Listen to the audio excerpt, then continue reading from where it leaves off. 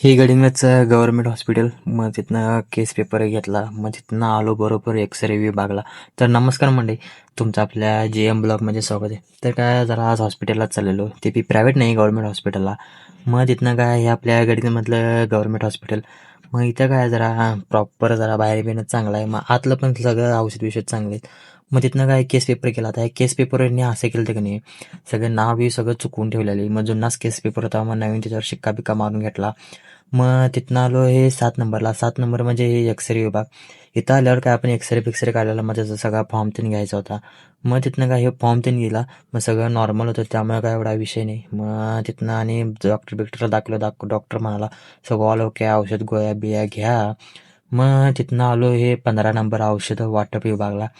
मग इथं आलो. इथं आल्यावर औषध त्यांनी सगळं घेतलं.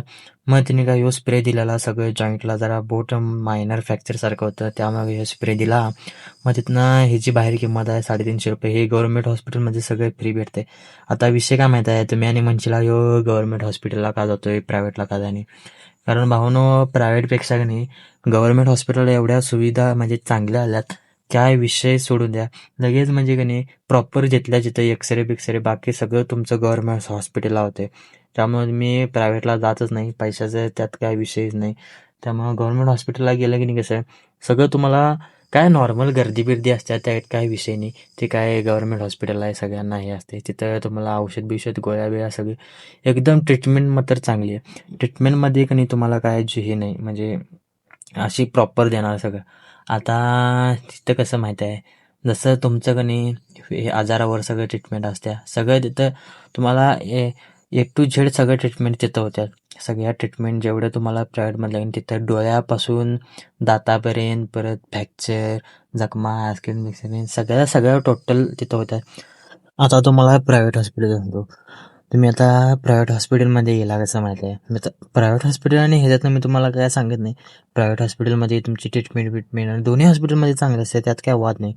पण कसं आता प्रायव्हेट हॉस्पिटलमध्ये तुमचं पैसे बिसेचा खर्च मिडल क्लास लोकांनी एकेकासनी परवडत नाही तिथला खर्च. आता बरोबर पाय टाकला का नाही प्रायव्हेट हॉस्पिटलमध्ये, तर पहिला तुमचं प्रायव्हेट रूम, परत प्रायव्हेट रूमचं भाडं, त्यात ICUचं भाडं, अशा प्रत्येक गोष्टी आहेत. त्या तुम्हाला प्रायव्हेट हॉस्पिटलच्या एवढा खर्च आहे की नाही, लई खर्च आहे. हां, ट्रीटमेंट तुम्हाला तिथं ओके मिळणार, सगळं प्रॉपर. तिथं स्पेशलिस्ट डॉक्टर बाहेरून बिरून सगळं तुम्हाला म्हणजे अवेलेबल करून देणार. परत तिथलं राहणं, परत जेवण सगळं ऑल ओके. असं काय नाही की तुम्हाला गव्हर्नमेंट हॉस्पिटलमध्ये बी असतं आहे, पण प्रायव्हेट हॉस्पिटलमध्ये कसं जरासं महाग. मग त्यामुळे कसं प्रायव्हेट हॉस्पिटल जरा तुमच्या पैशाकडनं परवडतच नाही, ते तर विषय आहे. तर तुम्हाला काय वाटते, तुम्ही कमेंट करून सांगा की प्रायव्हेट हॉस्पिटल काय गव्हर्नमेंट हॉस्पिटल. माझं काय म्हणजे किरकोळ बिरकोळ असलं तर काय गव्हर्नमेंट हॉस्पिटल हे माझं असतेच, त्यामुळे काय विषयच नाही. तर आता प्रायव्हेट हॉस्पिटलचे अनेक वैशिष्ट्य सांगतो तुम्हाला. प्रायव्हेट हॉस्पिटलचं कसं आहे, तुम्हाला प्रायव्हेट रूमचं भाडं दिवसाचं 6,000, परत ICUचं ते दिवसाचं तुमचं 10-15 हजार भाडं झालं. परत तिथनं म्हणजे 2-3 दिवसाचं ₹1,00,000 का नाही ह्यो खर्च येतोयच, त्यात काय वादच नाही. परत आता तिथनं गव्हर्नमेंट हॉस्पिटल काय हे सगळ्यांना परवडणार आहे, त्यामुळं काय त्याचा नाद करून चालत नाही. पण कसं भावनो, तुम्हाला आपला आजचा व्हिडिओ आवडला असल्यास आपल्या IDला सबस्क्राईब करा, लाईक करा, शेअर करा. तर भेटूया एका पुढच्या नवीन व्हिडिओमध्ये. धन्यवाद.